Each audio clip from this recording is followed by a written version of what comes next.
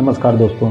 Microplastic के बारे में हम बात करें तो ये 1950 के दशक से लेकर अब तक लगभग 8.3 खरब टन प्लास्टिक का उत्पादन हो चुका है। इसमें से लगभग 80% प्लास्टिक लैंडलिप में बदल गया है। फेंका हुआ प्लास्टिक छोटे छोटे टुकड़ों में बंटकर माइक्रोप्लास्टिक, नैनोप्लास्टिक में बदल जाता है। ये मिट्टी और पानी को प्रदूषित करने लगता है और यहीं से इंसानों के साथ साथ बाकी जीव जंतुओं को भीतर भी पहुँचने लगता है। तो चलिए हम जानते हैं कि माइक्रोप्लास्टिक होता क्या है और यह किस तरह से हमें नुकसान पहुंचा रहा है और इससे कैसे बचा जा सकता है। माइक्रोप्लास्टिक 0.2 इंच यानी 5 मिलीमीटर से छोटे प्लास्टिक के कण होते हैं। देखने में इनका साइज एक तिल के बराबर भी हो सकता है। अपने छोटे आकार के कारण माइक्रोप्लास्टिक आसानी से हवा में फैल सकता है, पर्यावरण में जमा हो सकता है और इसका पता लगाना मुश्किल हो सकता है। प्लास्टिक हमारे पर्यावरण के लिए कितना खतरनाक है ये तो हम जानते ही हैं, लेकिन माइक्रोप्लास्टिक भी कुछ कम हानिकारक नहीं है। ये हमारी सेहत से लेकर पृथ्वी तक की सेहत पर बुरा असर डालते हैं। प्लास्टिक पेट्रोलियम डेरिवेटिव से बने होते हैं जो आसानी से बायोडिग्रेडेबल नहीं होते हैं। इसका मतलब यह है कि फेंके हुए प्लास्टिक का उत्पादन जल्दी टूटने के बजाय जमा हो जाते हैं और लैंडलिप, महासागरों और अन्य वातावरणों में बने रहते हैं। प्लास्टिक अब पृथ्वी के सभी महासागरों में पाया जाता है। समुद्री स्तनधारी और पक्षी प्रजातियां प्लास्टिक के छोटे छोटे टुकड़े खाने के लिए जाने जाते हैं और कुछ पक्षी प्रजातियां अपने चूजों को भी प्लास्टिक के टुकड़े खिलाती हैं। आज महासागरों में प्लास्टिक के कण 50 ट्रिलियन टुकड़े मौजूद हैं और हर साल 50 लाख टन प्लास्टिक नदियों से महासागरों में ले जाया जाता है। प्लास्टिक के छोटे पार्टिकल्स माइक्रोप्लास्टिक को फैक्ट्री समुद्र में बहा देती है। फिर मछलियाँ या समुद्री जीव इसे निगल लेते हैं। इससे समुद्री जीव को कम भूख लगता है। इससे उनके व्यवहार और डीएनए में भी बदलाव दिखाई देने लगता है। कई जीव को सांस की दिक्कत आती है और अब अगर कोई इंसान सी फूड खाता है तो ये माइक्रोप्लास्टिक उसके शरीर में भी आ जाते हैं। इससे शरीर में कई खतरनाक बदलाव देखने को मिलते हैं। यूएनईपी की marine and fresh water branch के अनुसार माइक्रोप्लास्टिक की वजह से समुद्री जीवों के साथ इंसानों को खतरा अभी शुरू ही हुआ है।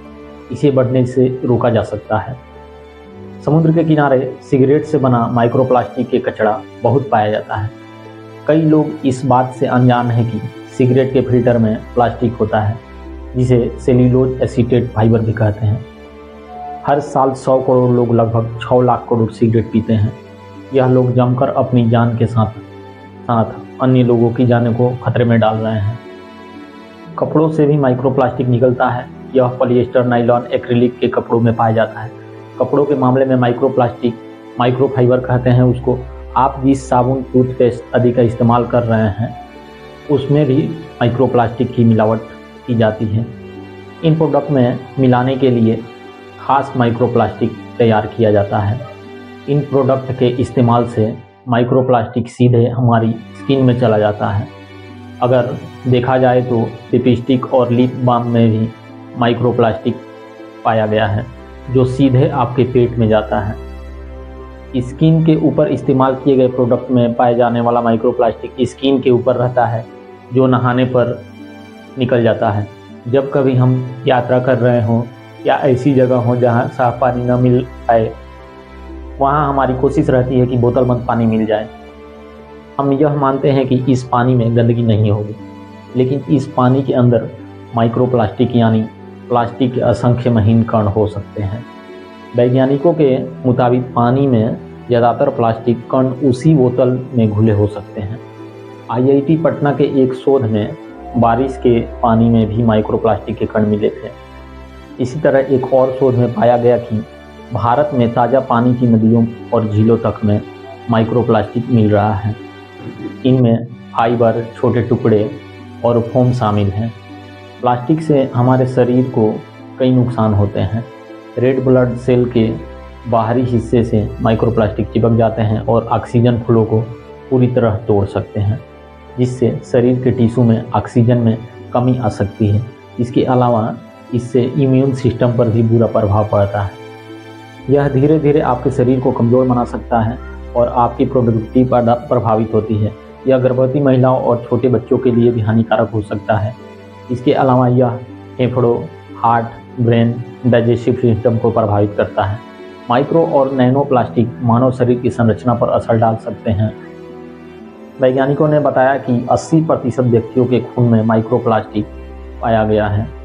एक स्टडी में एक बात और पता चली है कि मानव शरीर में माइक्रो प्लास्टिक घूम सकता है और शरीर के कई महत्वपूर्ण हिस्सों को नुकसान पहुंचा सकता है, जिसका सीधा असर दिमाग पर पड़ता है। तो चलिए जानते हैं कि माइक्रो प्लास्टिक से कैसे बचा जा सकता है। भारत में अधिकतर जगह कचरे के निपटान की सही व्यवस्था नहीं है। इसी कारण माइक्रो प्लास्टिक नदियों और खेतों वाली ज़मीन तक पहुंच रहा है। कचरे के निपटान का सही व्यवस्था कर इससे कुछ हद तक बचा जा सकता है। प्लास्टिक उत्पादों का उपयोग कम करें और एक बार उपयोग करने की विशेषता को बढ़ावा दिया जा सकता है। प्लास्टिक के प्रयोग को अधिकतम सीमा तक सीमित करें, विशेष रूप से एक्सेसिबल प्लास्टिक का इस्तेमाल कम करें। खुद के पानी की बोतलें पुनः भरें और उपयोग करें, इससे प्लास्टिक बोतलें का उपयोग कम होगा। सड़कों, नदियों और समुद्र में सफाई और गंगा अभियानों का समर्थन करें और अपने आसपास के क्षेत्र में आसपास की साफ सफाई करें। प्लास्टिक रिसाइकल की प्रक्रिया को समर्थन और प्रोत्साहित करें। संगठन और समुदाय के साथ मिलकर प्रदूषण को कम करने के लिए पहल करें। जागरूकता बढ़ाएं और लोगों को माइक्रो प्लास्टिक के प्रभाव के बारे में अधिक से अधिक बताएं। प्लास्टिक के उत्पादों का उपयोग करने वाली कंपनियों को प्रेरित करें कि वे अपनी उत्पादों में प्लास्टिक की मात्रा कम करें और बाहरी पर्यावरण के प्रति जिम्मेदारी लें। शिक्षा और विज्ञान को बढ़ावा दें ताकि नई और सुस्त प्लास्टिक प्रौद्योगिकी का विकास हो सके, जो कि प्लास्टिक के प्रयोग को कम कर सकते हैं और उसके प्रभावों को नियंत्रित कर सकते हैं। स्थानीय सरकारों को प्लास्टिक उपयोग को नियंत्रित करने के लिए कड़ी कानूनी नीतियों को लागू करने का समर्थन करें। प्लास्टिक से संबंधित उत्पादों का इस्तेमाल कम करने के लिए भारत सरकार ने 1 जुलाई 2022 से सिंगल यूज यानी एक बार इस्तेमाल किए जा सकने वाले प्लास्टिक पर रोक लगा दी थी।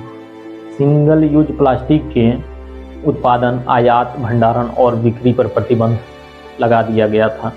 दुनिया के कई देश पहले ही ऐसा कदम उठा चुके थे।